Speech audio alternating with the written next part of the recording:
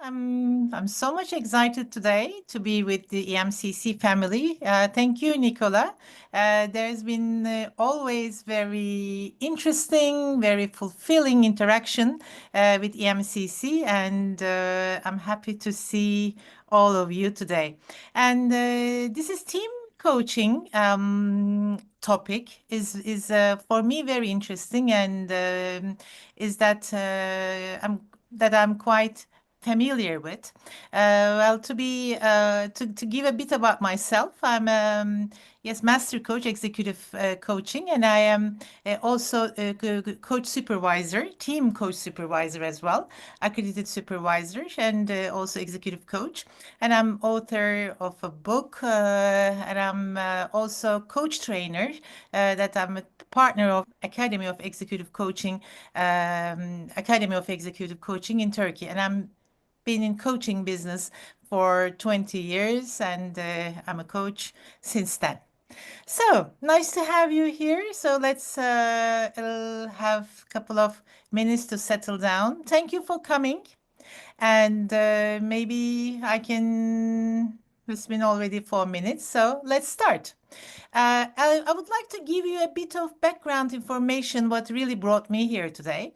You know, the coaching skills for any topic has always been very interesting. Coaching skills for managers, coaching skills for leaders, coaching skills for, that can any profession can use and can use coach-like approach. So I thought to myself, usually this approach is one-to-one. Coach-like approach when you are managing a team and active listening, being present, asking questions is usually referred to one-on-one conversations. So I thought that team coaching skills when I'm coaching teams, it has a lot of relevancy. It has a big relevancy with leadership approach as well. So in this crazy times that the world is going through, I'm in this geography that I'm living in. I'm living in Istanbul. This geography is crazy, but the world is the whole world is going. Every time we wake up with something really strange and we would never expect to happen, but it happens. So this VUCA environment, volatility, uncertainty, complexity, ambiguity is everywhere, and it's going more aggressive every day. So then, holding the team together, having this team spirit, creating psychological safety is getting much, much more important than ever.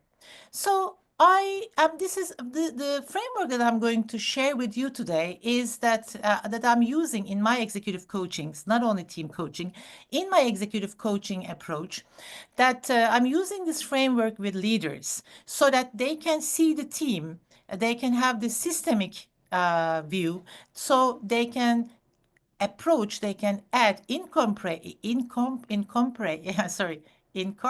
these skills to their leadership approach to create a strong team environment. So this is where I'm coming from. And this is, I've never in anywhere else I have met so far these team coaching skills to be to relate it to team coaching. So for me, it's interesting. So I wish it is interesting for you as well.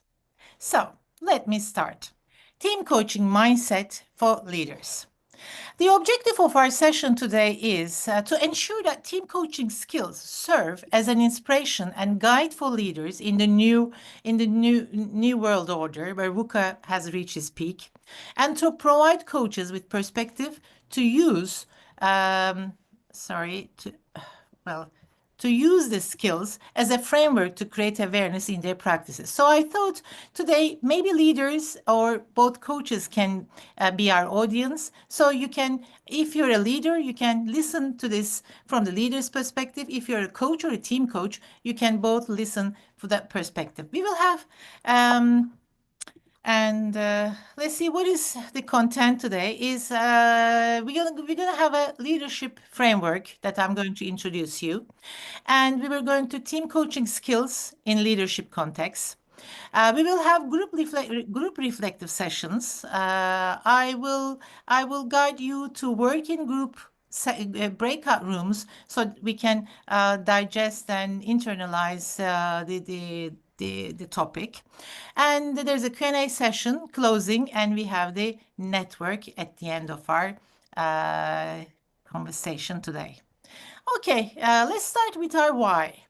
Adopting a team coaching approach in leadership is particularly important in today's fast-changing business environment where agility, innovation, and collaboration are essential for success. So leaders who embrace a coaching mindset help their teams develop resilience, adapt to change, and enhance their problem-solving capabilities. This not only improves team performance, but also drives organizational growth and sustainability. And what we're going to focus is that in leadership context, a team coaching mindset goes beyond traditional leadership styles and distinguishes itself with practice of empowerment, collaboration, and systemic growth. So leaders who adopt this mindset act as facilitators of team success rather than sole decision makers. They focus on unlocking the collective intelligence of the team, fostering an environment of trust, encouraging shared responsibility. So a leader with a team coaching mindset not only focuses on the individual success, but also the interaction, quality of the interaction in between the stakeholders. So the leadership framework that I'm going to introduce today is inspired from others, and I enlarged and I added some other topics like a leadership function is managing tasks and processes as you would expect, developing team members, that for sure, self-management, self-regulation, whatever you would call about themselves as individuals, and communication and creating culture. This part, especially communicating, creating culture, is our part that we will go deeper with the systemic issue. All right. So let's step into the team coach competencies, both ICF and EMCC. And in ICF, it is very much like the competencies is very identical with the one-on-one competencies. However, what distinguishes this with the individual one-to-one coaching competencies is the behavioral indicators.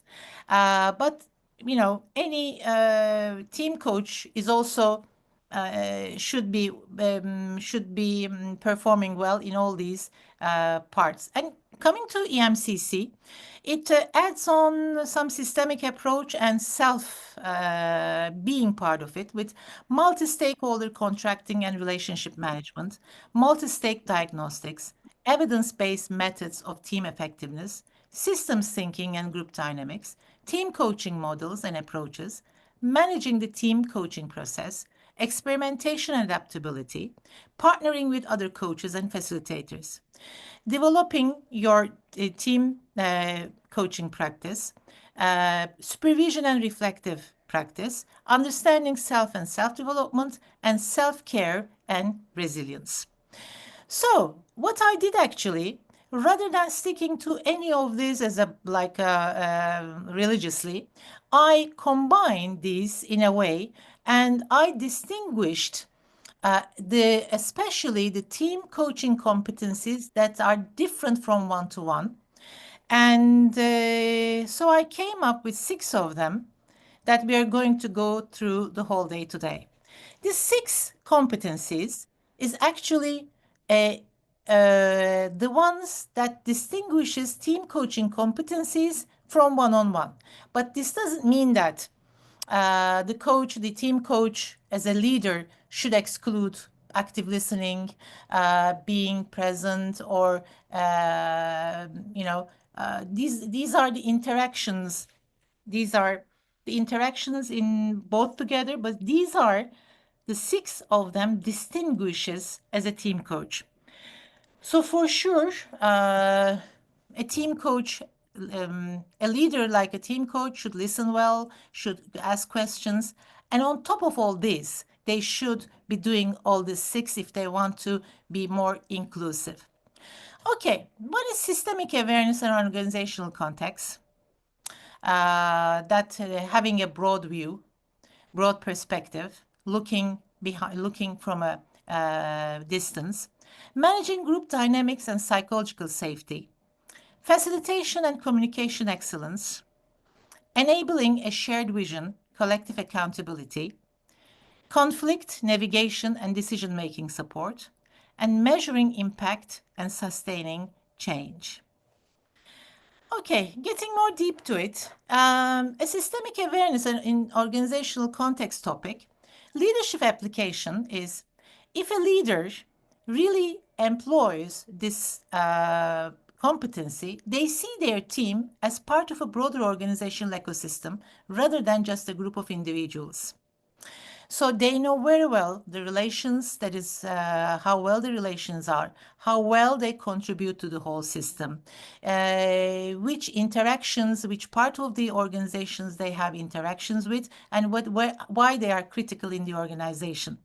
Recognize how external factors like market trends, company culture, stakeholder expectations impact their team effectiveness. Navigate corporate structures and power dynamics to position their team for success. They see their team as a unit and other units, and really try to clarify its impact and its relation with other parts of the organization and the whole system. So leadership insight is leaders who think systematically, make better decisions, strategic decisions, and create long-term impact. So, managing group dynamics and psychological safety. It is the leaders who has this who employs this competency is that they design contracts by defining roles, clear roles and responsibilities. Identify unspoken tensions and address conflicts before they escalate. Foster an environment where their team members feel safe to change ideas, take risks, and share diverse perspectives. Build trust by modeling transparency, vulnerability, and accountability.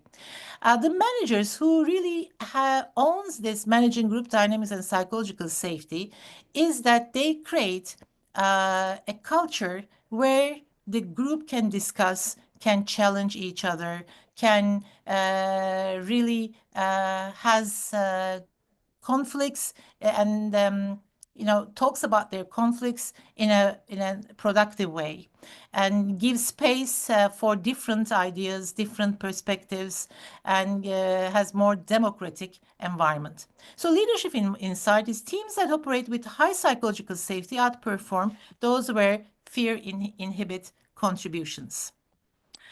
And the third is facilitation and communication excellence, is that the leaders who has this, they run meetings that are structured, inclusive, and outcome-driven. Ensure all voices are heard, managing dominant personalities while encouraging quieter team members. Ask questions that provoke reflection and insight rather than just seeking answers.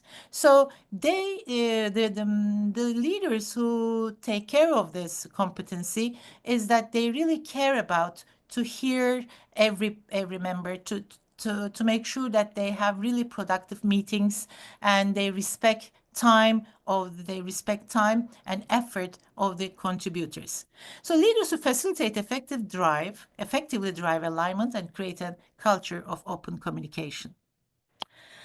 All right, so enabling a shared vision and collective accountability is that the leaders who own this, they co-create a compelling vision with their team rather than dictating it. They involve everyone to create the story of a vision and ensure team goals align with the company's strategic priorities, build a culture of shared ownership where success and failure are team responsibilities.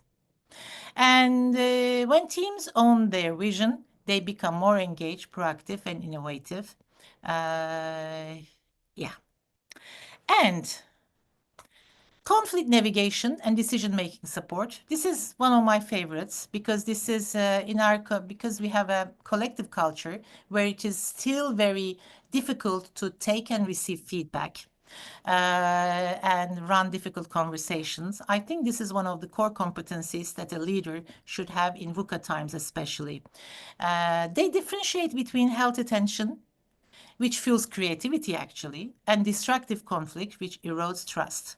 So they navigate the conversation in a way that really brings healthy tension so that creativity emerges. Encourage constructive debate and equip their team with decision-making frameworks. And resolve conflicts in a way that strengthens relationship rather than creating divisions. And also, actually, they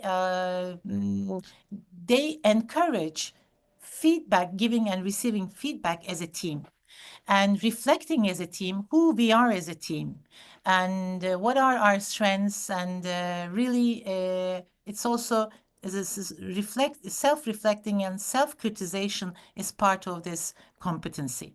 So leadership's insight is the best teams don't avoid conflict, but they manage it productively. So the last but not the least is measuring impact and sustaining change. So the leaders, who measure impact and sustainable change, is that they define success metrics that go beyond KPIs, measure team trust, collaboration, and resilience. Soft issues as well is on the table. And they discuss about this. They have common and aligned definitions of what trust is, what collaboration, what resilience, especially customized to their own team. Create feedback loops where the team reflects on performance and continuously improves, and ensure changes become embedded behaviors, not just temporary initiatives. So they encourage flexibility, vulnerability, and they really also encourage the change in between the team members, and the team take care of itself during change, even though the leader doesn't. Right. Sustainable change happens when leaders prioritize both results and team dynamics. Okay, this is at least the all theoretical part that I would like to share with you today. And going back to, so I'm very happy if you have any contributions at this level. And how I use this, actually, these competencies is in my executive coaching, really a self-assessment or diagnostic survey in my executive coaching and in my team coaching as well, that we discuss with leaders on each topic how they really incorporate this to their managing team dynamics. All right, so I'm going to be silent for a while, and I'm open to your questions, contributions, anything you would like to challenge. You're more than welcome. And also, you are very well welcome on the chat as well. Thank you. Can you just explain the self-assessment under these competencies and what that involves, please? Oh, right. Actually, if my executive coaching, if it's the problem of a team development, or if it's a problem of the issue is about the team topic, I introduce these topics, and it's not like not in like a deductive way, but as perspectives. And if anything is missing, they add some seventh or eighth topic, depending their quality of their team or the maturity of their team. So we discuss, we use it as a frame, and you see yourself in this, under these behaviors.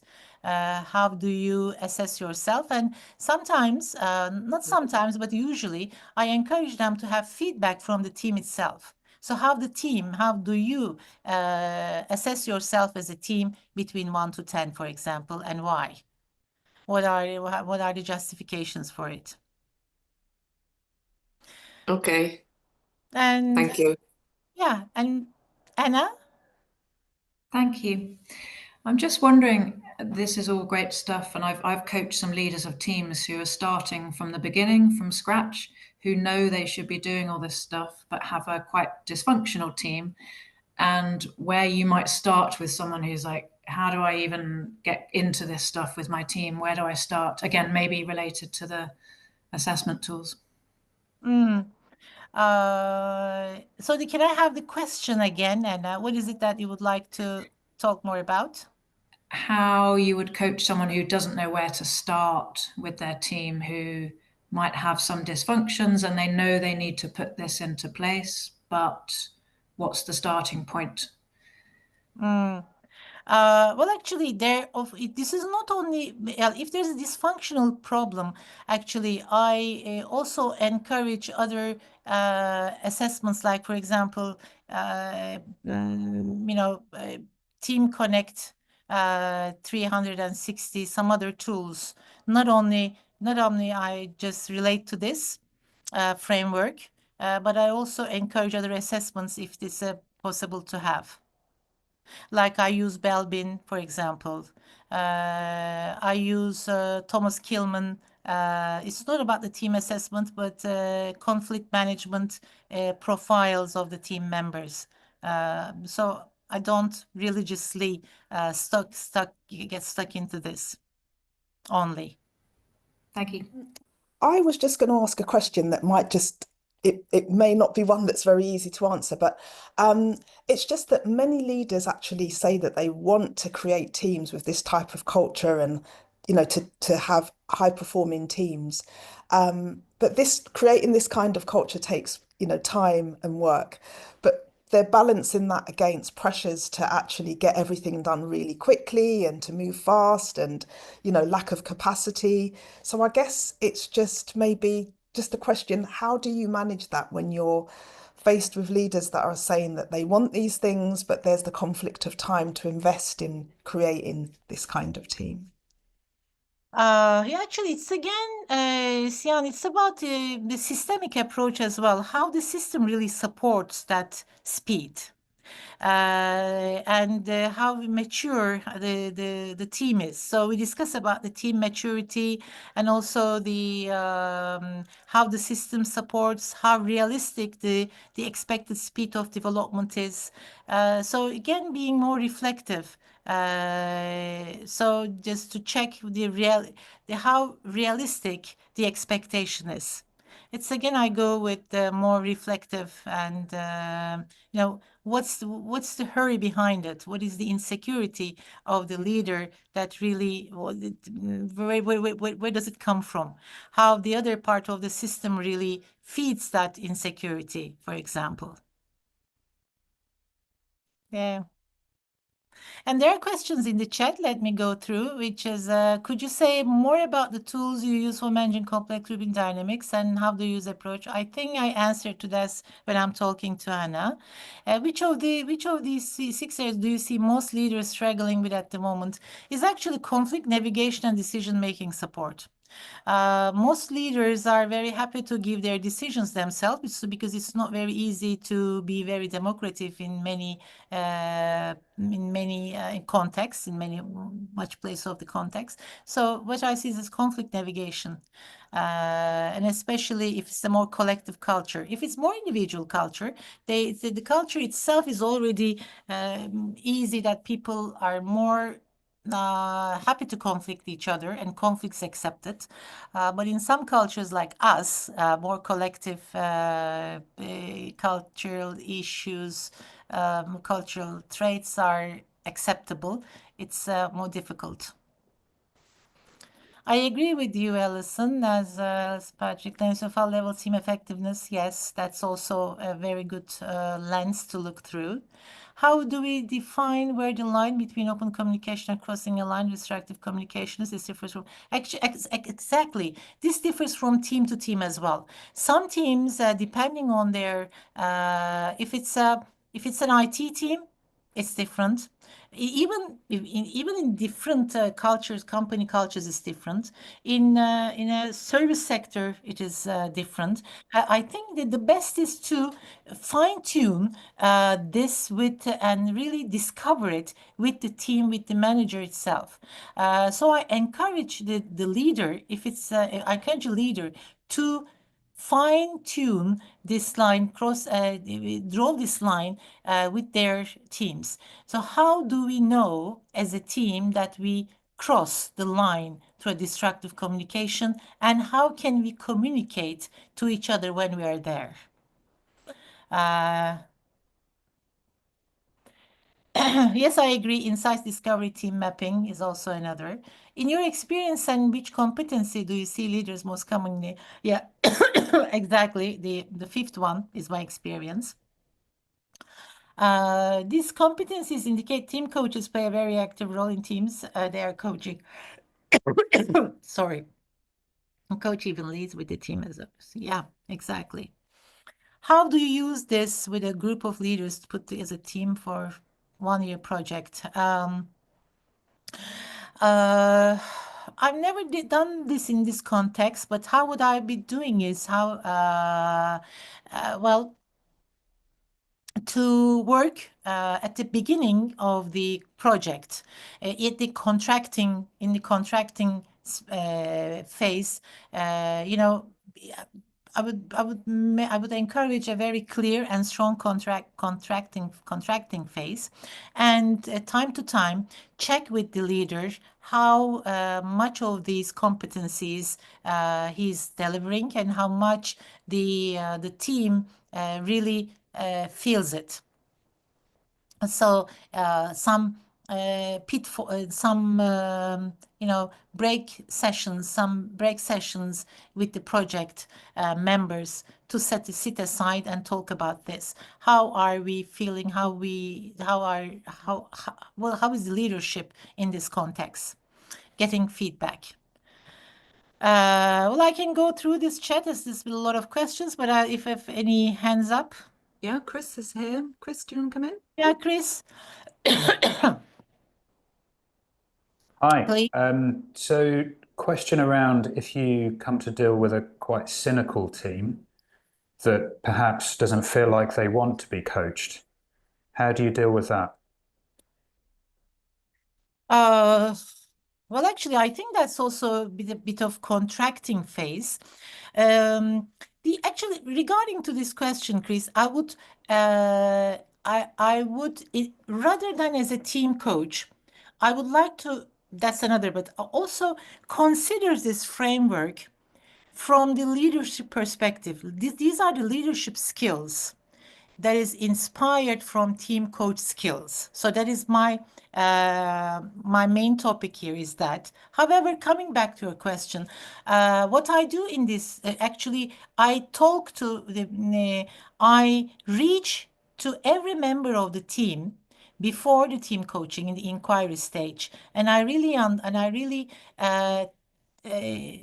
start contracting at the very beginning before they come together, because they come to the room of team coaching. Okay, this is team coaching. This is the coachability is what coachability is in this context, how they are ready, what are they expecting, what the roles and responsibilities in a team coaching setting, what would be their challenge, you know, what I would expect and what I wouldn't expect them as a team coach in the room, and really negotiate with them at the very beginning. And meanwhile, I take also from the HR and from the from the leader, I take some insights. You know, who's really resisting the change, who's really resisting. But not only, of course, I depend on this, because that's also subjective in the eyes of a leader or the HR, but a little bit of question mark just to check deeper in that context. So before I do a lot of work before we come into the room. So that we break most of, because I really like them to have my tone as well. Because if it's the first time that I meet with the participants in the room, it takes a lot of time to create this psychological safety. I try to make it before. I try to understand what can we get most out of this? What is the advantages? Or how this is an opportunity for us to talk. So I try to encourage them before we come to the room. But if not, if still there's a challenge, then it is much then we need to go further, maybe one-to-one, or maybe there's another issue that is not that's not really clear, and then we go deeper with that person as one-to-one or with other instruments. Thank you, Chris.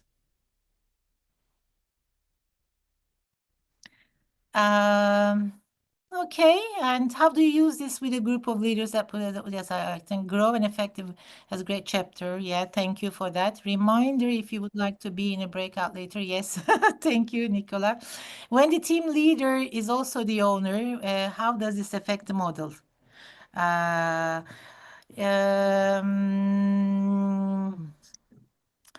Yes, but isn't it always that the team coach has a model that I think I couldn't get the question, Kevin. Can you open it a bit? When the team leader is also the owner of the what?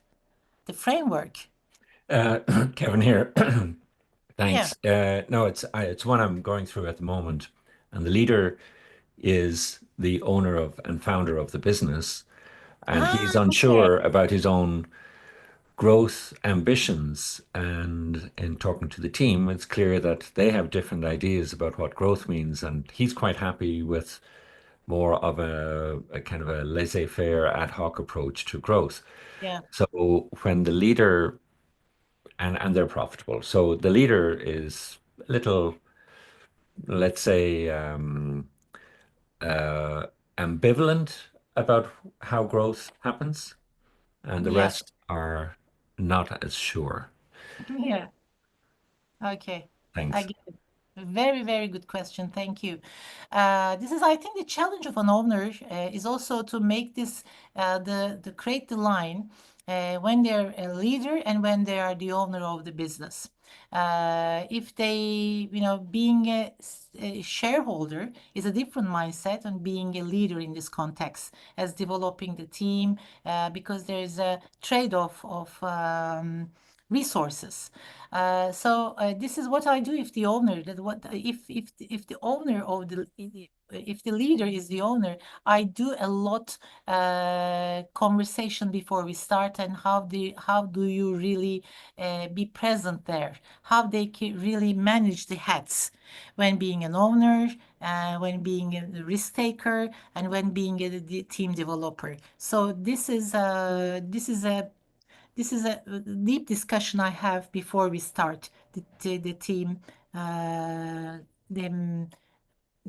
team coaching session. So how they manage hats. Yeah, thank you.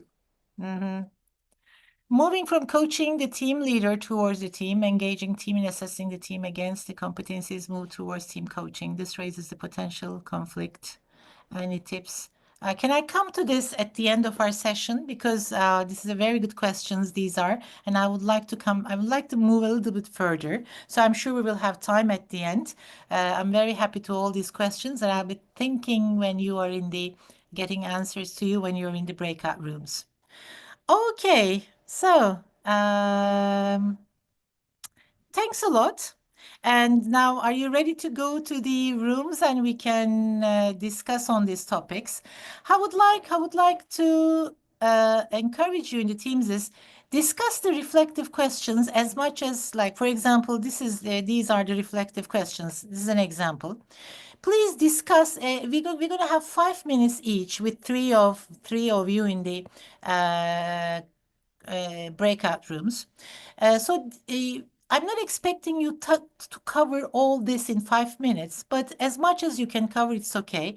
And I will share these questions with you later on. Maybe you can discuss, you can think about, or you can have this framework in your practice later on. So I am not expecting you to cover all the questions, but as much as you can do it.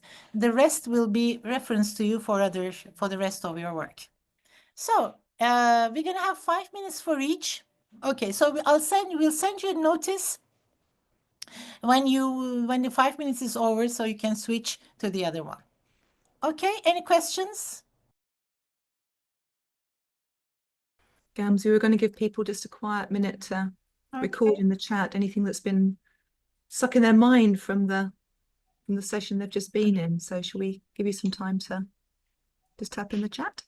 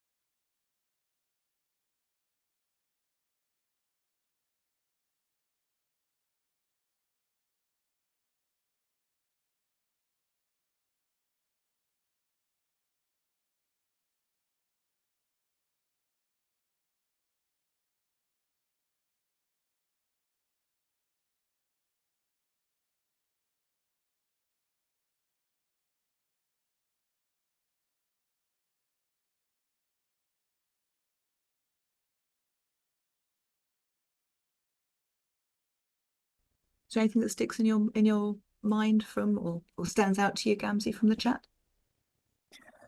Yeah, I tried to answer most of the questions that has been asked before the breakout sessions in the chat.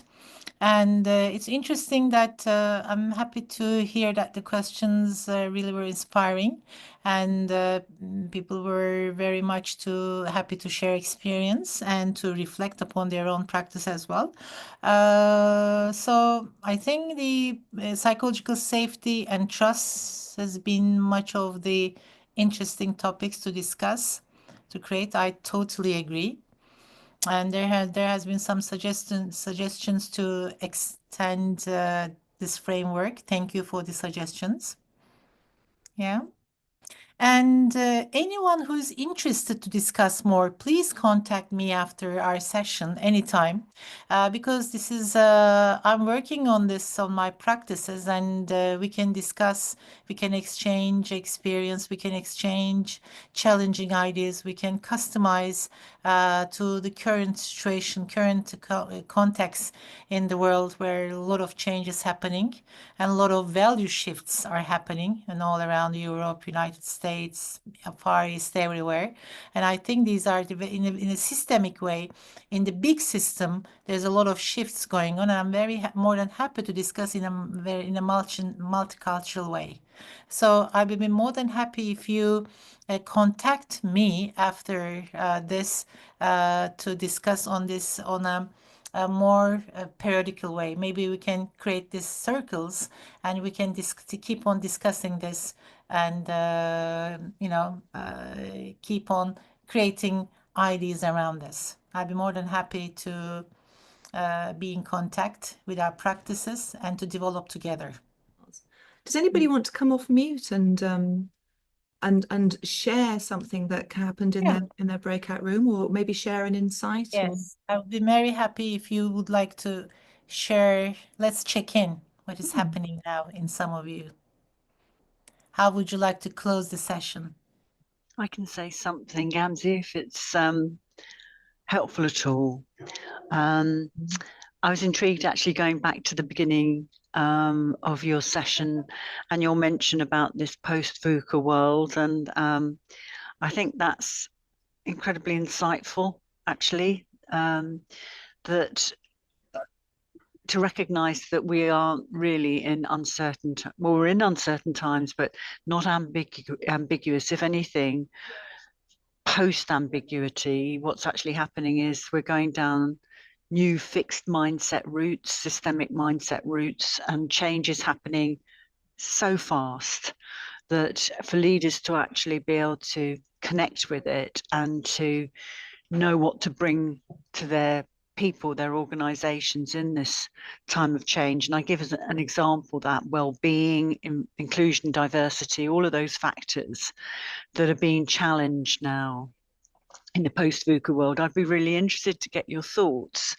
on what you meant in that intro, because I know it was quite provocative for me in my thinking. Thank you. Okay, actually, thank you for asking this. I'm very much confused with what is going on in the whole world right now. Whatever, as a leadership trainer, as an executive coach, and whatever a good leader should be like, we see what is the other way around. All the leaders, the political leaders, the business leaders. Like, it's interesting to see that. Okay, there's a lot of value shift. Value conflicts, whatever, we are, all these trainings, all these concepts we were advocating is now we see the other way around in the whole world. And so what is right and what is wrong is a lot of confusion. What a political leader should be like, what a role model should be like is getting very confusing. The misinformation all around. So I think that makes me think that the leaders should be more aware of how this has an impact on their team. What kind of insecurity does it create? The big system has a huge, wider impact than ever before in the small systems. How are my teammates are being affected by this? How their families are affected by this? Economically, sociologically, value-based. In the geography I'm living, in the country I'm living, is that supposedly we're supposed to be a very democratic country, but the leaders, that's ruling the country is actually going the other way around. And so democratic rights, it's so, what is, how can we be as a team stand all in this turmoil and still be advocating our own values and still be together? And I think the insecurity in terms of all the wars all around, cyber insecurity, we are being attacked in a very different ways. So that's where I'm coming from, is that every day we need more, to be more closer and closer to feel more secure as an individual as well. We need more of each other in the teams, in the family. So that's why I think the leaders should also be thinking very much about the dynamics in the team, not only one-on-one in their relations with each of the team members, but the relations, they need to be coaching the relations in between the other team members, how they are really relating to each other in this turmoil. I don't know whether this has been an answer to your question. I think it's an interesting question to if anybody else has got any input on this area as well. Yeah. And Mike, join the conversation. Yeah, so it's very interesting. I do a lot of work coaching in the US government, and one of my coaching has almost completely shifted over the last month or two, focusing on helping people re-recognize where they do have agency. It's so often when the challenges are happening around us that the overload, the amygdala hijack overload, we feel powerless, we feel frozen. And to me, that's the worst place to get stuck, is frozen. I have what can I do? And even if it's just the recognition that I get the choice to have a choice, then there's all of a sudden a doorway. And to bring some level of self-empowerment back. I guess that must be really difficult when you feel that the power has been taken, you have no power, or you have no agency, or the sands are shifting in such seismic proportions, is to find those areas where choice is available to you. I have a comment, and I'm also in the US, but I don't work with governments. I work with mainly corporations or smaller companies. And I kind of proposed this question to David Clutterbuck, who many of you might know. And the comment or the communication was, as coaches showing up in this dynamic that companies are facing now with the inclusivity, with the question in mind is, how are we going to leave our own biases at the door and let these teams, or guide these teams to formulate what they feel is best course direction, or how are they going to figure it out together as a team, and to solve the problem, because it's their problem within a group or a government or organization to figure it out and move forward. And I guess that goes back to the last comment, was to empower people to move versus feeling stuck, and as a team coach or a leader, I think you got to kind of guide them to figure out the process, what they feel is the best direction for them.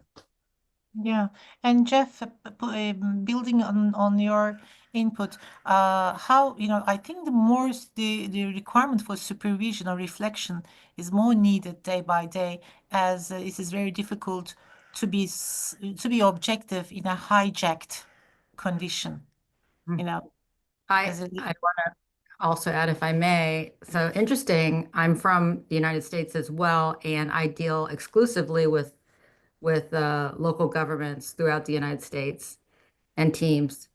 And I find it just imperative that we start with each of the individuals and help them to define their own values and their value system, and keeping aligned with everyone's individual values helps them to recognize what choices are in front of them and the control that they have, that they've established and that they have guided their life with.